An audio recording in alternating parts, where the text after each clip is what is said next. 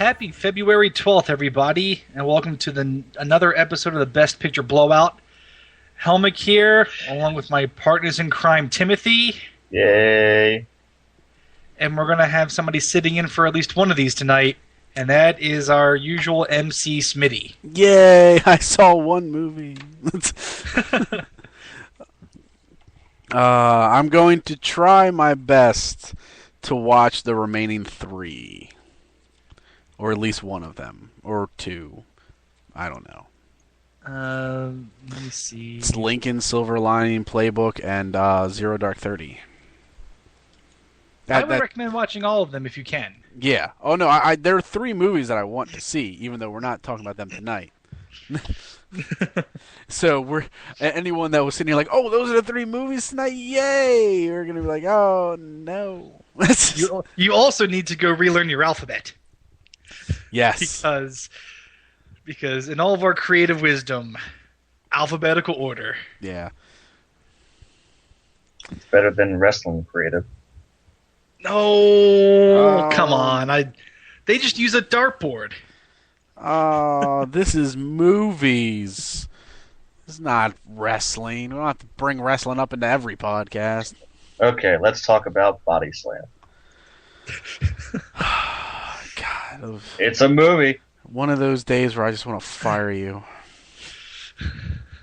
But then who else would have watched Impact for all those months by themselves? The man's a trooper. He's like a tenured professor at this point. He could be crazy and wacky, but that's our Timothy. It ain't on the show no more. He's expendable. All right, so are you cats ready to do this? I'm ready for 1/3 of this podcast. All right, well, I think that's going to be the 1/3 that we're doing first. Early exit. Why don't you go ahead and intro it then, B? All right. So we are discussing first and foremost Django Unchained because the D is silent. Starring Jamie Foxx, Christoph Waltz, Leonardo DiCaprio, guest spots by such great actors as Samuel L. Jackson, and Nash Bridges. Film takes place in the Wild West. It is the second of a talked about timepiece trilogy that Tarantino's doing. The first one being Inglourious Bastards, his World War II film, this being his Western. I don't remember for now what his third timeline is supposed to be. I so hope it's a caveman movie. Oh, hey, you know what? Just bring in Nicolas Cage. He's already doing a CG one. Why not bring him in he looks like a caveman. Yeah. But, yes. That's where it's at. Cavemen. Vampires, zombies, that shit's done. It is. Cavemen is where it's at. Well, now it's...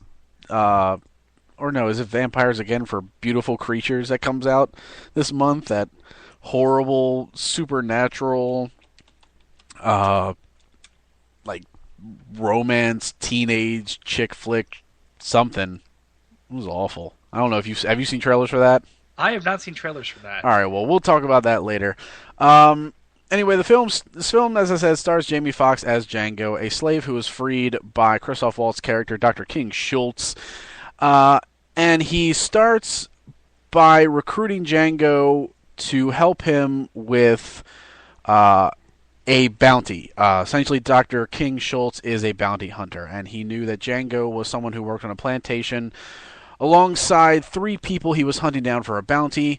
And later it goes on from Django helping Schultz to Schultz helping Django find his wife, who is played by Kerry Washington. Her name is Broomhilda, which is weird to have a Norse Viking name for a black slave. But I digress. The film is overall, just to throw my opinion out there, I actually wrote the review for our website. I feel the movie is really good. I like the setting. I like westerns, and when they're well done, I can get sucked into them very easily. And I felt this one was well done. It's got the over-the-top violence that is known for Quentin Tarantino films. It really brings out some of the bright spots or some talent from its group of actors that you're not really accustomed to, especially with Leonardo DiCaprio, who plays a plantation owner by the name of Calvin Candy. It's probably the first real showing of Leonardo DiCaprio's abilities to play a character role, as opposed to what you usually see him in. And I guess technically everybody plays characters in every film they're in, but character roles are more something that completely takes the actor out of what you're used to seeing. It's an over-the-top portrayal, and it's not something you're used to seeing Leonardo DiCaprio do, which he does amazingly well.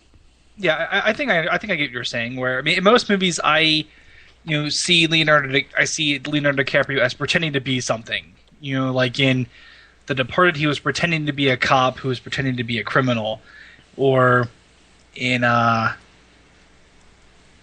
trying to think of some other prominent roles that he's had. Where in Titanic, he was pretending to be a peasant with sparkling teeth and a great vocabulary. Yeah, but in this one, it was actually one of the few times where I've really seen him lose himself in the role, and that's even counting his Scorsese movies. Yeah, exactly. So, Tarantino actually got a better performance out of him than Martin Scorsese did, which is really saying something. Yeah, and the best way I can probably say a character role and a character actor is when you see them on film, you're not seeing them as Leonardo DiCaprio, as Jamie Foxx, as whatever.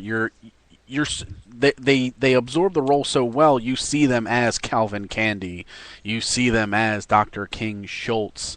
They're known more for their characters than he played a really dramatic role, or what people are used to saying about DiCaprio. They're used to complimenting his acting ability, not saying his character was great, or remembering him for the actual character. They remember for a dramatic performance or something. But this, he really became Calvin Candy, and for a while you forgot that this is the same guy that was in Catch Me If You Can and other stuff like that. And I felt the film overall was decently paced. I actually felt it was a better pacing than Inglourious Bastards, but at 2 hours and 49 minutes, it doesn't matter how well paced it is. It's still gonna feel long at some point. No matter what, it's very rare to find a film that for 3 straight hours, when the end credits hit, you didn't realize you were sitting there for 3 hours. Yeah, and that's one of those things where, and you actually brought up Inglourious Bastards, which I think is. Because I was actually going to make that point, myself. Upon a second viewing of that movie, Christoph Waltz, for me, is the only thing that really even holds it together. You still have... that narrative is just all over the place. Yeah. And this isn't quite as bad. It does kind of venture around a little bit. And it makes me have the same feelings that, toward Tarantino that I do toward Peter Jackson. Where you have a really talented director who gets really passionate about a project, but sometimes they just need a really strong producer or editor to reel them in. Mm-hmm. And when you look at Tarantino's earlier movies, like Pulp Fiction and Reservoir Dogs, he had a longtime editor who I think passed away, and a longtime producer. I think it was Roger Avery, who he doesn't. They don't work together anymore. But I think with something like that, sometimes the pacing of these projects get a little bogged down, or the narrative kind of takes in turns because the directors have maybe a little too much creative control. Yeah. Because there were some parts of this movie, at 2 hours and 49 minutes, I thought it was very good. I think at 2 hours and 20 minutes, it would have been great. Yeah, I can. I mean, I can definitely see that. For me, to compare between like Inglorious Bastards and this is like I enjoy both movies, but like there was a long stretch in Inglorious Bastards, like you were saying, where Christoph Waltz kind of holds that film together, but there were long stretches in that movie where I'm just like, all right, let's get something moving. Like it just felt like it was like a lot of dialogue scenes after dialogue scenes that really weren't pushing the plot forward, and I'm just kind of sitting there like, okay, that's great. All right, yeah, okay, I get it. You're all good at talking. That's nice. All right, I don't know where this is going. Let's get to there. Where in Django, I kind of felt like the pacing was better structured. Where just as I was starting to think the film was getting a little long, then it threw in another action scene, or it threw in an unexpected comedic scene. It would throw things in as if the film itself was going, oh shit, we're getting kind of boring. Here, throw all these guys in and shoot the shit out of them. It's almost like the film was self-aware, which is why I didn't mind it. But to me, like it still felt long, which gives me just the understanding with a lot of films like this that it doesn't matter how good it is when they're hitting close to 3 hours. It's hard to keep the content constantly rolling where you don't feel that time hit you.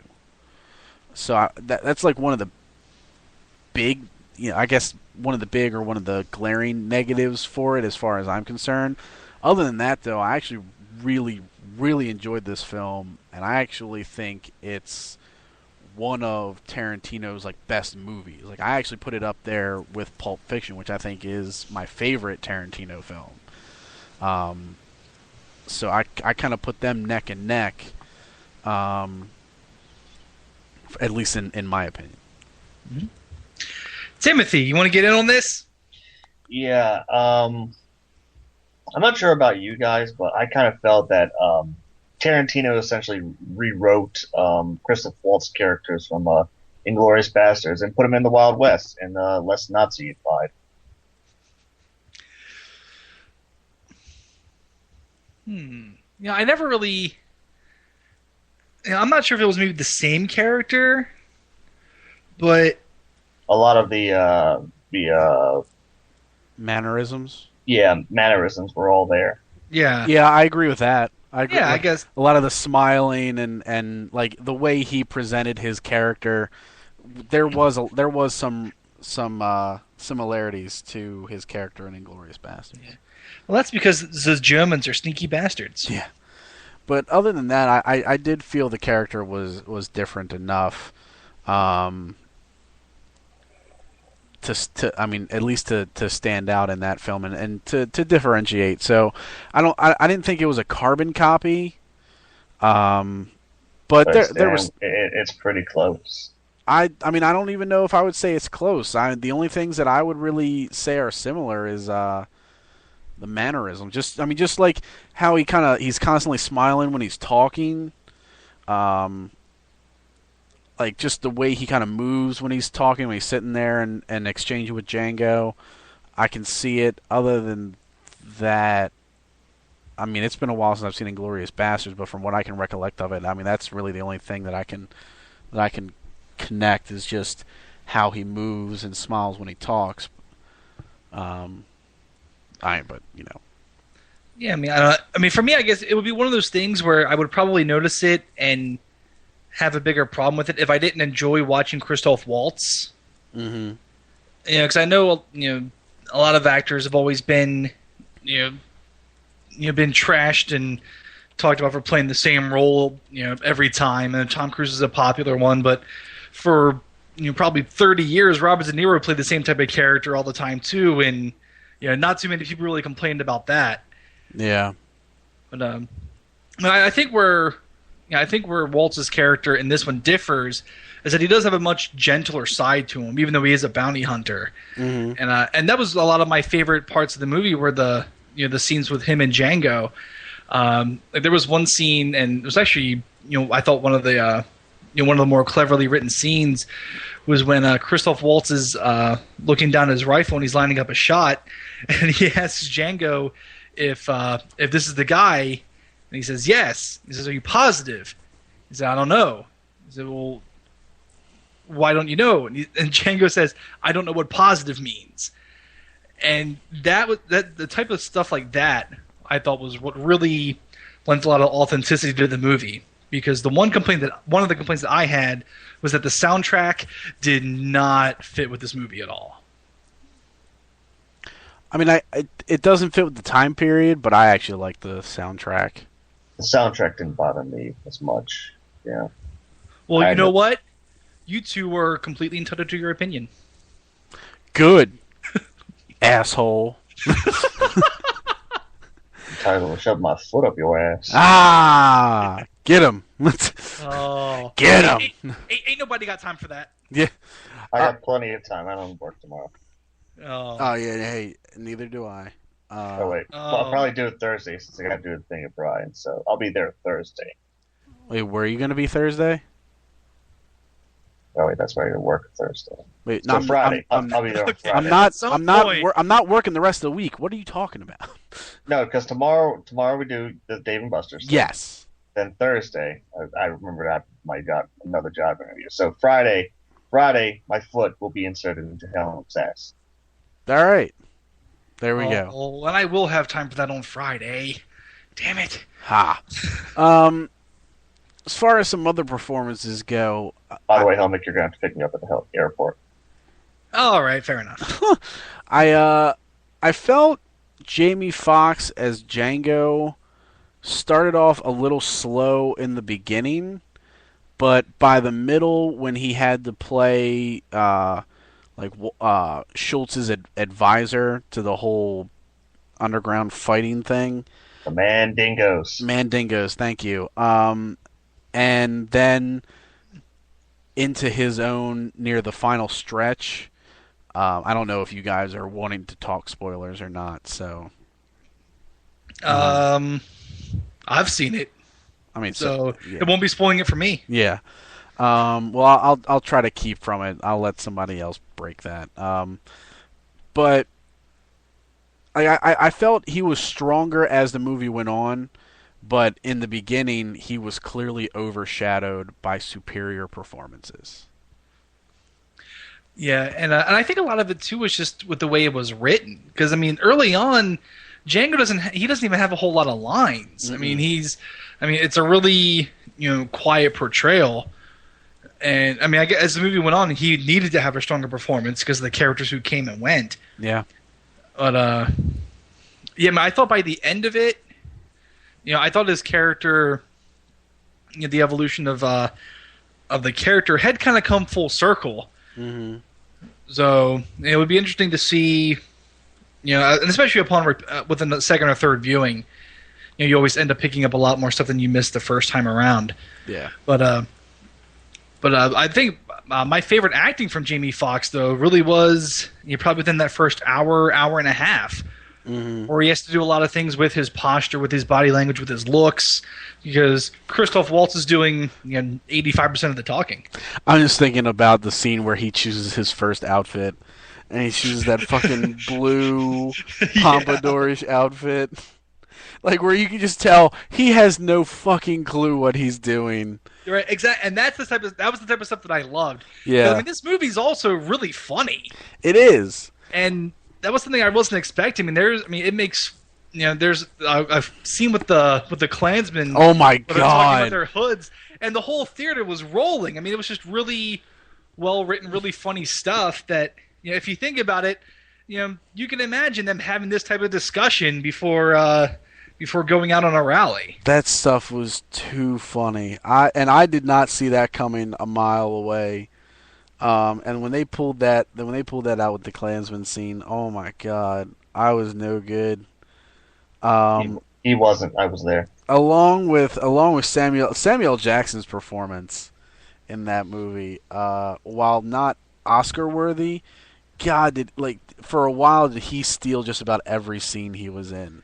Yeah, well, that was actually something else I was going to bring up, is that this was the first time in a long time where I've seen Samuel L. Jackson act instead of being Samuel L. Jackson. Yes, I was about to say it's the first time in a while that you saw Samuel L. Jackson not being Samuel L. Jackson. Yeah, and in fairness, there's a fine line too, but it was pretty close.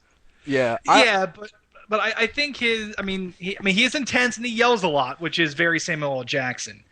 But am I the only one that wants to see him do a movie as Benson? Wow.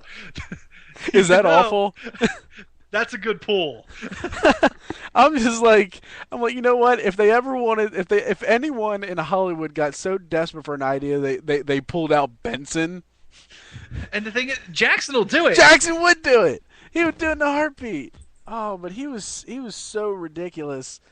Do you want to touch on the whole racism thing? I mean, it was a big discussion on how many times they dropped the N-bomb and everything else. I mean, I guess we could. I mean, do you feel it's relevant to Oscar talk?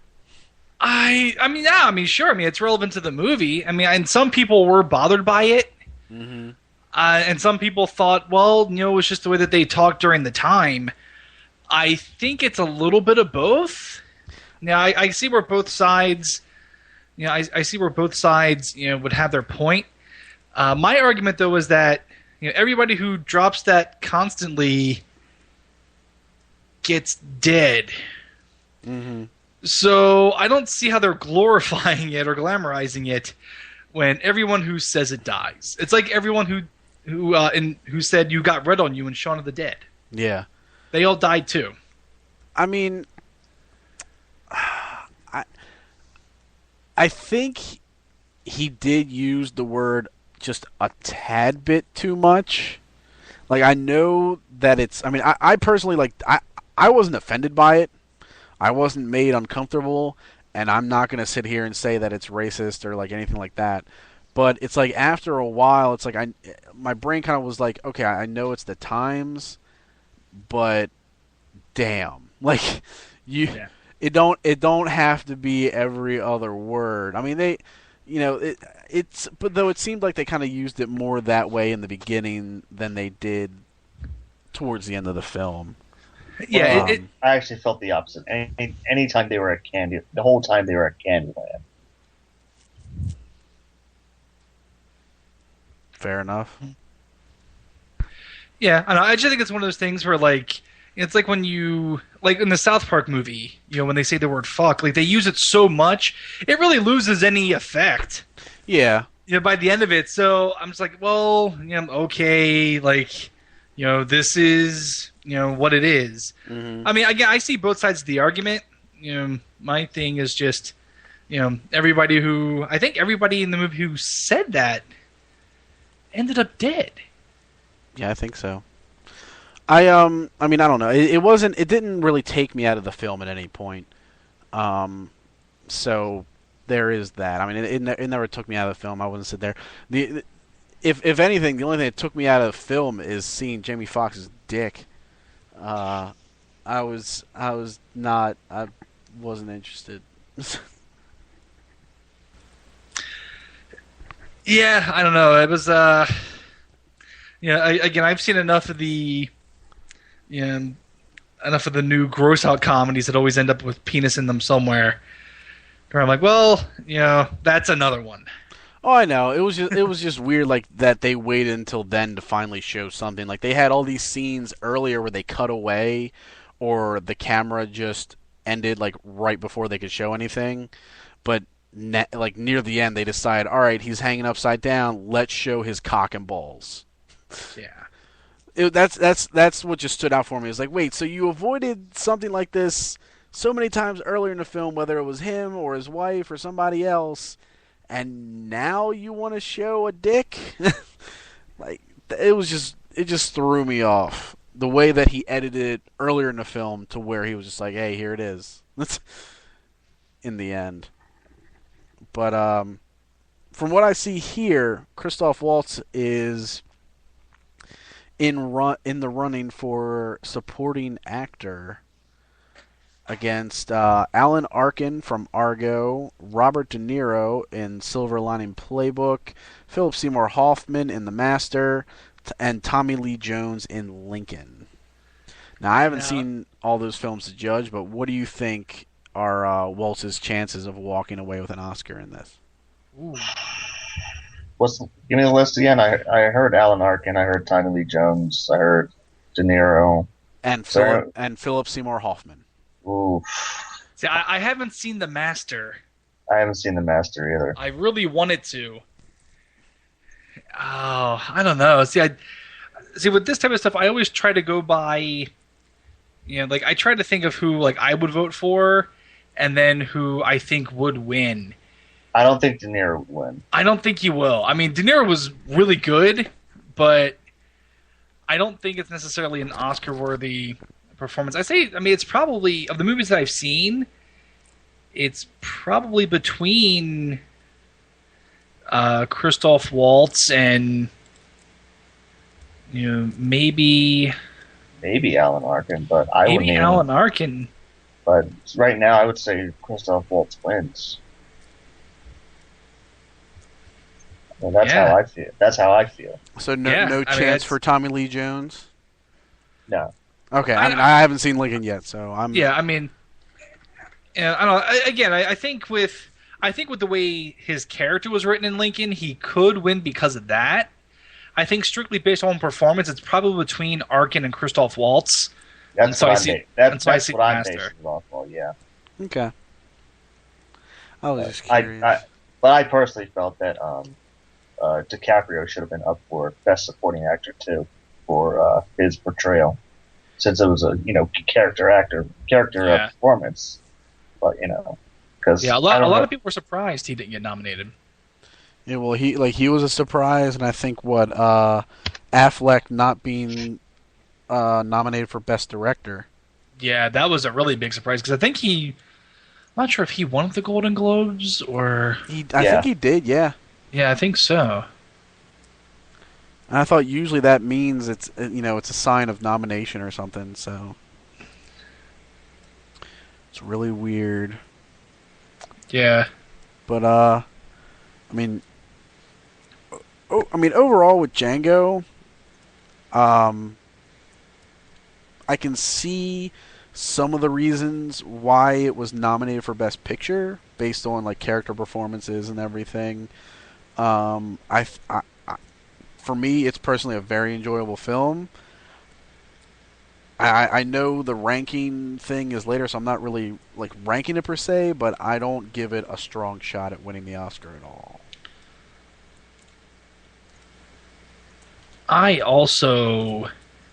It's not on my top 3. Yeah, I also don't give it the strongest shot. I mean, the way I look at it, if Pulp Fiction wasn't going to win Best Picture for Tarantino, I think he'll need to make something better than that before he finally wins. Yeah, and while I say like Django's up there, Django's not better. No. It's just up there to me. So I'd be shocked if he won. I'd be pleasantly happy for him. I'd be happy. But I would be very surprised if they took it away, or if they took the Best Picture. But if they do, I would definitely be happy. But I'd be very surprised. So, is that it for Django? I think that's all the points I had to make. I definitely recommend it. Yes. You should see it. You should watch it. Just make sure that you make all of your pee beforehand. Mm-hmm. I wholeheartedly recommend it, and it should still be in some theaters. And with right now, this being a slow time for movies, would be a good time to see this or any other prime Oscar candidates that have not hit DVD just yet. Like I think Silver Lining Playbook is still out in theaters. That actually I think was in the top 5 at the box office. It was. It came in 4th. Yeah, it's one of those films that got the Oscar surge, which I like seeing that. Like every time they announce the Oscars, I like watching the box office to see like what films people gravitate to. Like, oh, that one that's nominated for Best Picture. I better go see that. So it's to me, it's always fascinating to see what ones get it, because and anything that takes money away from movie 43, I'm all right with. Oh, That why all? no reason. Yeah, because Zero Dark 30 was 6th, Silverline Playbook was 4th, Argo was 9th, Django 10th. So a lot of them. Lincoln was 12th, so that was in the top 15. Les Miserables was 15th. So I mean, a lot of them were getting a little bit extra love from moviegoers. So that's cool. And Not Helmick. What do you mean, not Helmick? You know why? Because you're going to be talking about it in a bit. Oh. Yeah. By the way, movie 43's only made $8 million since it came out. Ooh, good. Good. I hope that budget was $108 million. No, it was 6. We'll get ready for movie 44. No, I don't think $2 million over its budget means guaranteed sequel. Sorry. Okay. Well, Timothy, is it time for us to talk about something that isn't movie 43? I didn't know what you were talking about, movie 43. I was just waiting for us to get to your favorite movie that you think's going to win Best Picture. Oh, wait. Oh, today must be opposite day. It is. Oh, you lovable scamp. I try to be. All right, so I guess I guess it's that time. Just do it. You're dragging it out. Just say. Oh, all right. It's now for less miserable. Yes, less miserables, as Timothy so eloquently put it. For anybody who's not familiar with Les Mis or Les Miserables, you have obviously never taken a French class. Or theater. Or theater. Or French theater. But, we don't talk about that. Well, I mean, hey, sometimes it's a rough semester. Electives get light. But Les Miserables is the story of a French convict, Jean Valjean, who is played in this film by the Australian Hugh Jackman. I believe you mean Wolverine. I'm sorry, the Australian Wolverine, who's let out on parole under the condition that he has to report in to his parole officer every week. He then decides to basically jump his parole and change his name, and with a donation from some priests at a church, he creates a new life for himself. However, his parole officer, played by another Australian, Maximus, or Wendell White, or Robin Hood, or Russell Crowe fighting around the world. There we go. All right. He plays Javert, and they have their own cat and mouse game. Meanwhile, everything is being the backdrop of everything is the French Revolution, and then this book was later turned into a musical, which has been revised and rewritten and reperformed countless times. Most recently being in the late 90s with Liam Neeson and Jeffrey Rush. And now we have the 2012 reboot of the adaptation, which is directed by Tom Hooper, who many of you may know from The King's Speech, a movie that Smitty and I gave glowing reviews to a couple years ago. So, Timothy, what did you think of Les Miserables? You know what I thought about it? I thought it was a French version of Wolverine's Weapon X story. I'm serious. I'm serious about that. I don't know if it was that bad.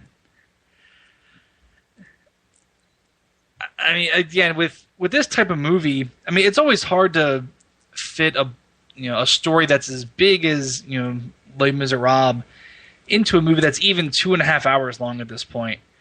But I think for me, I don't even know if the musical itself is even this fucking long. Yeah, and again, I've never actually seen the musical performed, and they just re-released, I think, a 2010, a big 2010 Broadway production of it on Blu-ray. So like, I remember seeing previews for that where you could go watch it in theaters and stuff like that.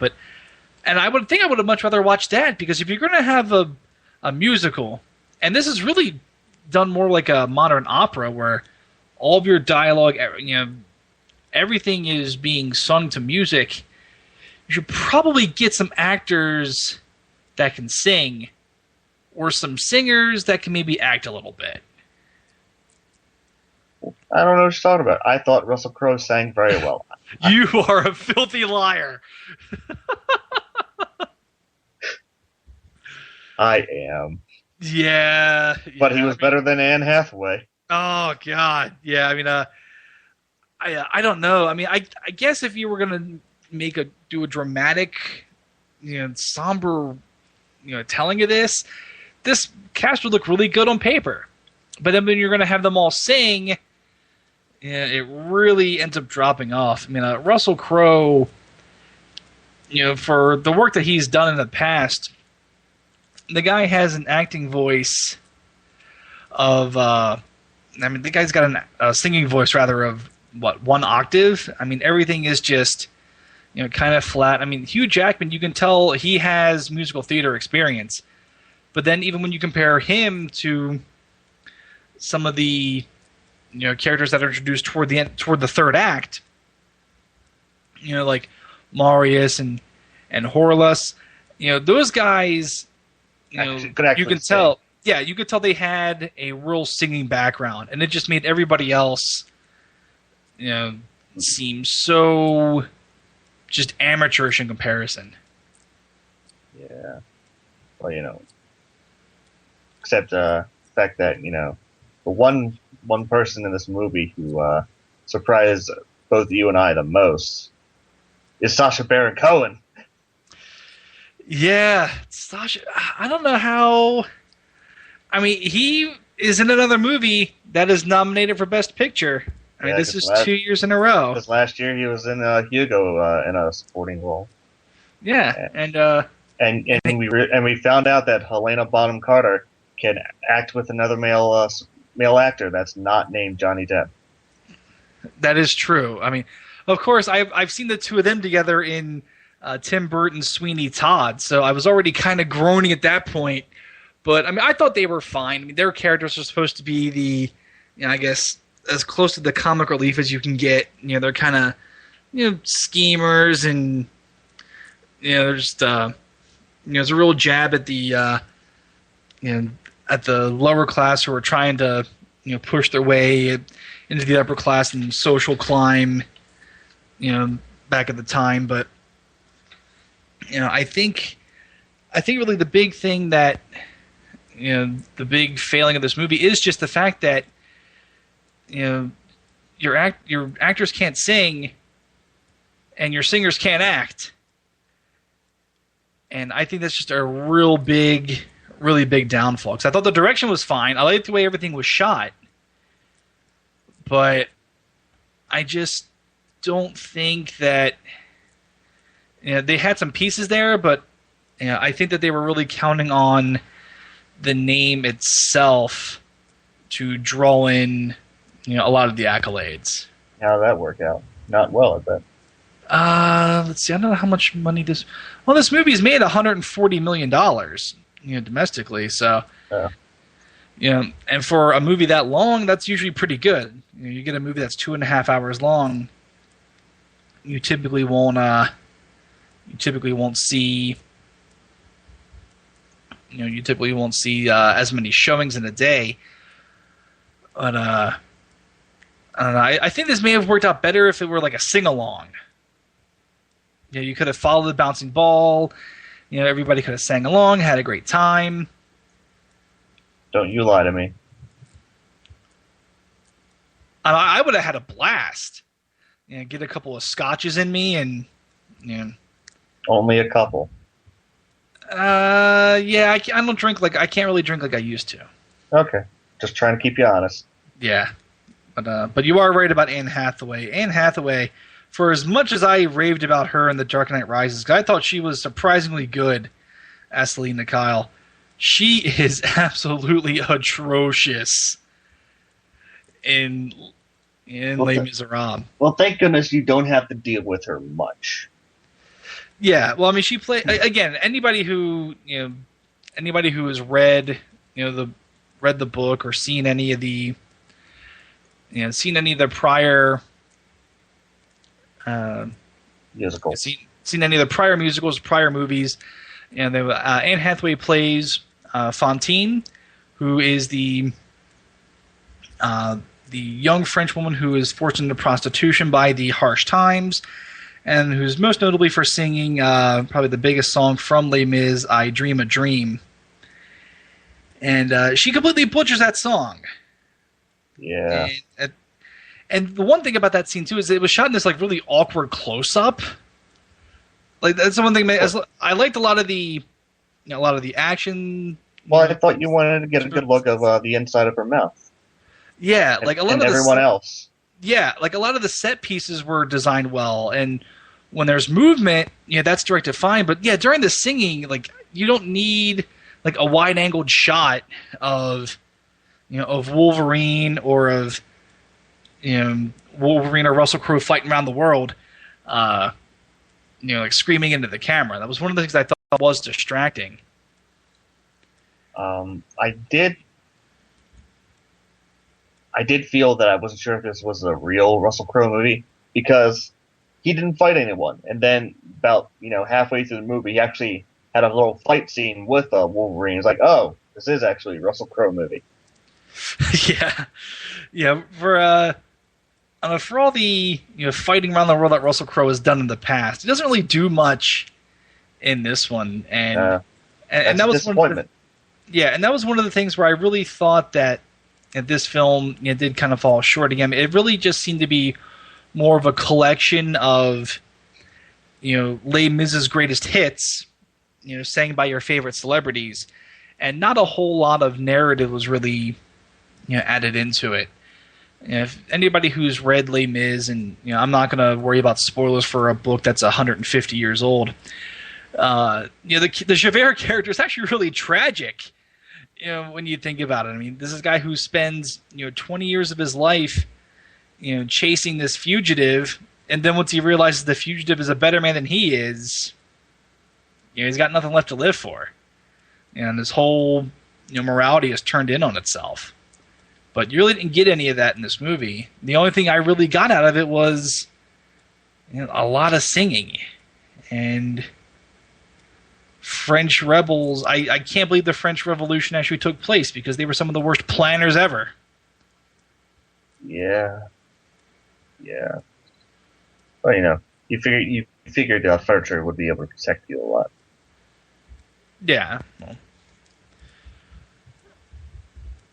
and believe me, I have no problem with making fun of the French, but even I was like, oh, come on. And this is someone show some balls. Yeah. So I don't know. I mean, I think if you're if you're a big fan of the musical, you're going to end up seeing it anyway. I would just recommend seeing watching the concert from a couple years ago. You can read the book. I mean, I know it's not popular to read a whole lot of books, but book reading. What's that? Yeah, I mean. Yeah, I even thought that the '98 version with Liam Neeson was better than this, and that was bad too.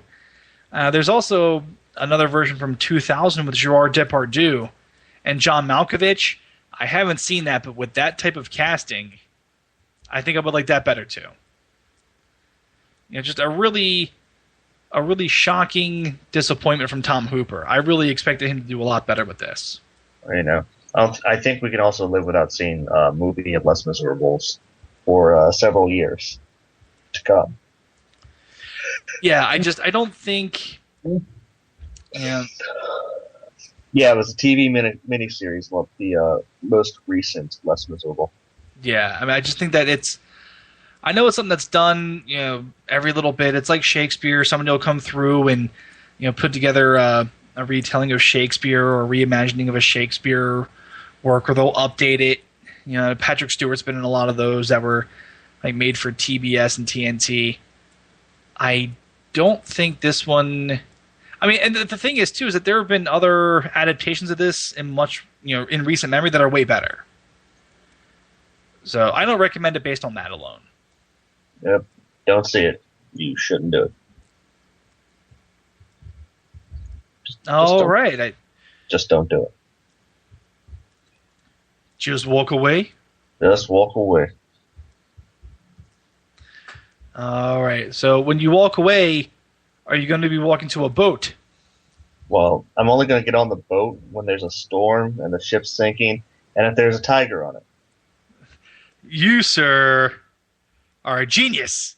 I am, if I were from India. That's true. But and that is our not at all ham-fisted, clumsily forced segue into Life of 3.14. That's not an exaggeration, because his name is Pi, and he got his nickname from doing math. That is a true story. Yeah. Oh, math jokes. Not all of them are good. Not all the math jokes are good. But yeah, basically the Life of Pi is a movie based off a book where it's kind of like a fantasy novel done by Jan Martel. The overarching plot is that the book's kind of divided into three sections. The first section is the main character Pi as an adult and reminisces about his childhood, as he, and he when he was in elementary school, he got his nickname as Pi, and then his father had owned a zoo with all these animals, and he's very interested in the tiger and whatnot, and trying to quote unquote befriend it, but obviously that's not going to work. And Pi has a little interesting history, as he was trying to make sense of what is God. So he was raised Hindu, but when he turned 14, he was introduced to Christianity and Islam, and then he starts to follow all three religions as just trying to love God, and he tries to understand God through the lens of each religion, and comes to recognize benefits in each one. But eventually, his family decided the zoo in India was no bueno, so his father decides to sell their zoo, their land that had a dispute with the government, and sell the animals to various zoos around the world before emigrating to Canada in the second part of the movie, where Pi's family embarks on a Japanese freighter to Canada, carrying some of the animals from their zoo. But a few days out in port, the ship meets a storm and sinks, resulting in the family's death during the storm. And Pi escapes death in a small lifeboat with a hyena, a zebra, an orangutan, and the tiger. But as Pi strives to survive among the animals, the hyena kills the zebra and then the orangutan, and much to Pi's distress, and then the tiger kills the hyena, so it's just him and the tiger left. But the tiger adamantly named Richard Parker throughout the movie, so that made me smile. I'm gonna name my tiger Richard Parker too. But the tiger apparently had been on the boat for a long time, had been hiding under the little tarp to keep itself dry. So frightened, Pi constructs a little small raft and explosive devices and tethers it to the boat, and pretty much spends a good chunk of the movie on that tether, just to stay away from the tiger. And he through his adventures on the boat, trying to just stay alive and keep the tiger alive. He delivers some of the fish and water he harvests to Richard Parker to keep him satisfied, and trying to condition Richard Parker to not threaten him by rocking the boat and causing seasickness while blowing a whistle.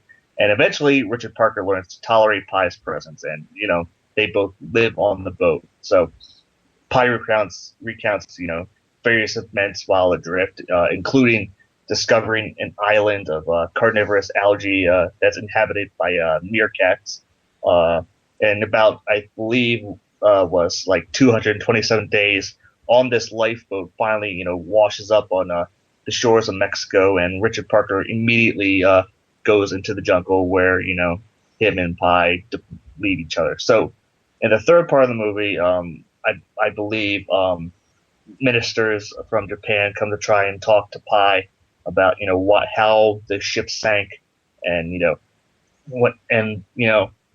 Pi tells the workers, the exact story of what happened, and they decide, it was a complete another joke. But then he tells them a completely different story, which is pretty much the exact same story, just told from a different perspective. So, all in all, I felt like this story was like a one big giant test of faith. I think not just survival, but test of faith, trying to keep yourself focused on the goal. Staying alive, trying to put your hands in a higher being and making it to the end. Mm-hmm. Yeah, Ang Lee films I tend to either really like or really dislike. Like there's never been a real middle ground with me, and and it's probably been about a month or so since I've seen Life of Pi, and I've grown to appreciate it a lot more than when I first saw it. First off, the visuals are amazing. That's definitely true. Yes. Yeah, and I didn't see this in 3D, and like after I saw it, I wish I would have seen it in 3D, because the way that the even the angle, the shots that you could tell were supposed to be in 3D in the 2D version, looked fantastic. They really did a good job of making the sea and the islands that they land on, and other parts of the world really seem and feel like they're on a completely different planet. And again, I think a lot of it comes from the source material itself, is where there are questions and discussion topics that are being created about divine will and the human spirit, and the animal instinct in individual to survive, and so I thought that was really well done. I thought for the most part, the acting I thought was pretty good too. Ang Lee's always been a strong director with actors, Hulk notwithstanding. But it's definitely like with Hulk, that movie's misunderstood, just like the Hulk. Oh, okay. Well, if it's misunderstood, then it's secretly great. But there were a lot of parts of this movie that I thought really came together as a whole. We've talked about the shots and the visuals. I thought the score was really good too. And that's one of those things where if it's an average score, you don't notice it. But I think if you have a great score, it can really elevate an entire film. And that was one of the things that really stuck out to me. And a lot of the narrative, they really stuck close to the book. I guess it was about as good as you could get. I think the movie does start to peter out a little bit toward the end. I think you just, with this type of story, I think you could have cut out, a lot of that third act with the Japanese ministers and stuff like that. Again, it's a pacing, issue, and that's really going to be personal taste. But I was actually surprised as to how much I ended up enjoying Life of Pi and appreciating it. Yeah, I definitely felt an appreciation for it, especially the trials that Pi goes through while on the boat. Having doubt, and then his faith kind of being rewarded little by little as his journey across the ocean progressed. Yeah, and it's just with the idea of somebody being lost at sea for over 200 days, in and of itself, I mean, they've made movies just based off of that alone. So I think to give, Pi, the Pi character the full, for us to see his full life up to that point, his childhood of being, a slight outcast, and then, everybody goes through their awkward adolescent phase, especially when you're trying to follow 3 separate religions at once, which, again, maybe a little bit book clubbish to have those types of, issues, completely, pushed up to the front and center of your novel, but, it's not always a bad thing. Sometimes it works out really well. And I thought in this instance it really did. One thing I thought was interesting is the intelligence Pi shows throughout the film. Just, being able to realize, okay, I need to build a raft out of these, ores and these life preservers just so that I'm not on this boat to get eaten by the tiger. Yeah. Yeah, there was a really, and there was a lot of really good, I thought, interaction between Pi and Richard Parker. Where it was, where you could kind of see the parallels that they were drawing, but they don't really spell it out for, I guess they made a little bit at the end if you decide to read it that way, if you decide to take the film this way, where it will be spelled out. But, again, I really liked a lot of the standoff, scenes between the two of them. And there was actually a lot of tension being built up, because I had read the book before I saw the movie. So I really didn't know what to expect. And I had seen the trailers, which don't really, give a lot justice. They don't give a lot of information away about the film either. So you're kind of left with, it's about, a guy on a boat with a tiger, and it's in 3D, and things are really brightly colored. That was really about as much as I knew going into it.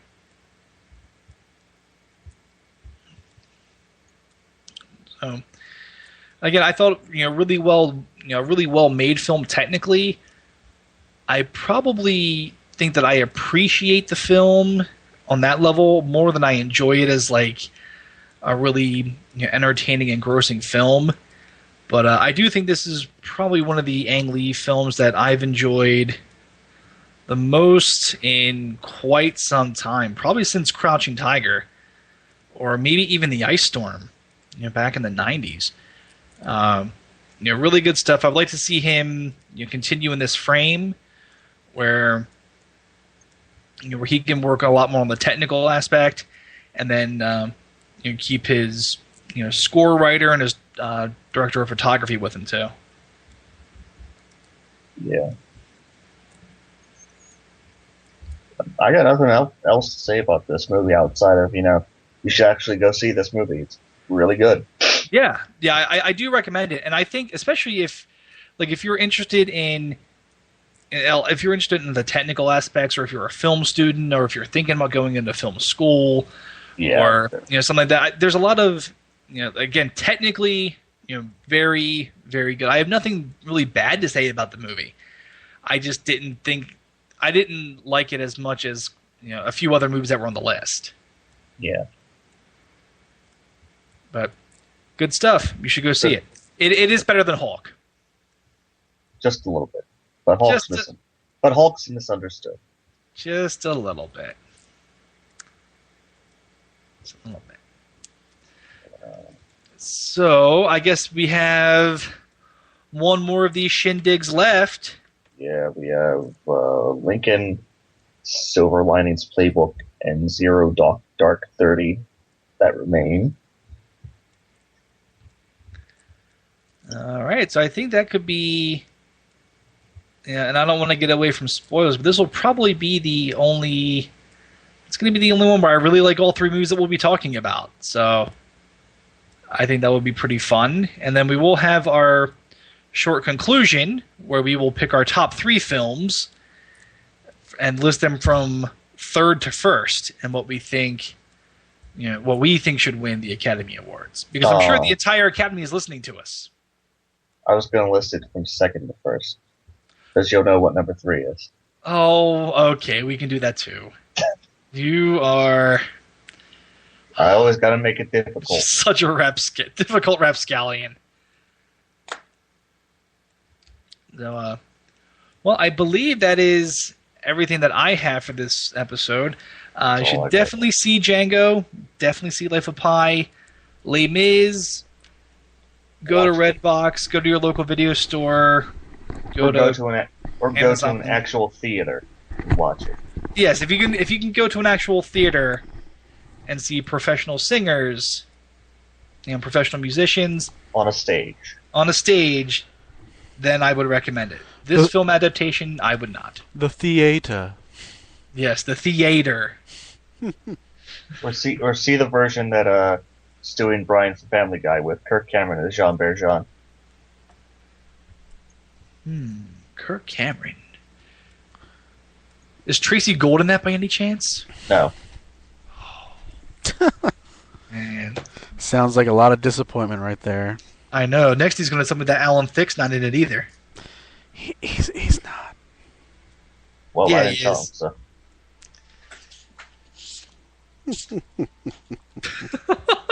What the hell is going on? Oh, I don't know. I think we're both about tapped out.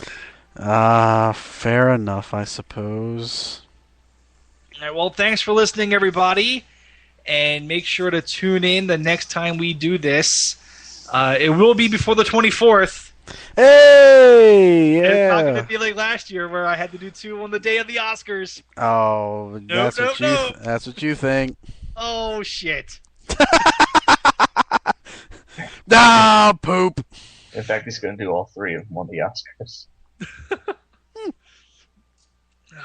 So, all right. Well, I guess I will talk to you guys the next time we do one of these, or on Sunday. Do one of these? One of these? One of those? No, not one of those. One of these. I don't know what these are. I'll tell you when you're older. Are they these nuts?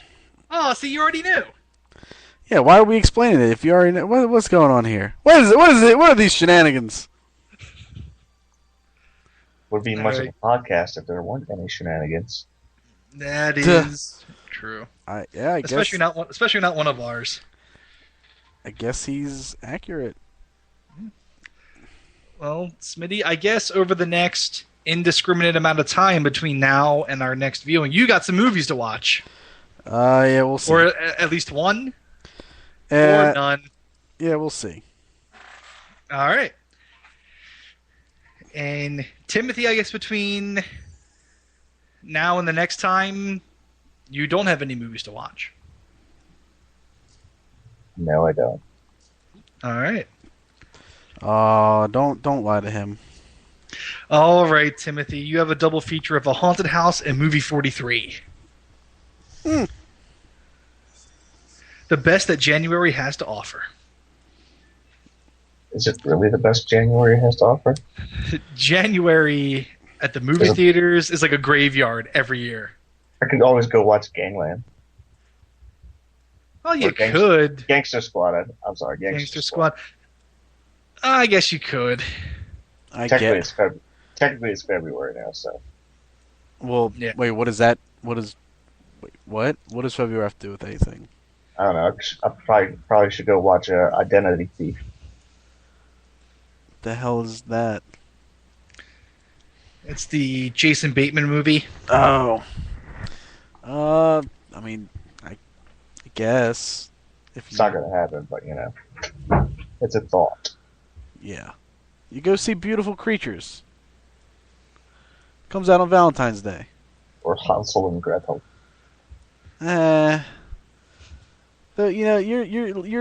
pulling out a bunch of movies that are old news that people have already reviewed and thoroughly discussed. You gotta go for something new. Beautiful Creatures is I don't even know what it is. It's a supernatural love story set in the South, apparently.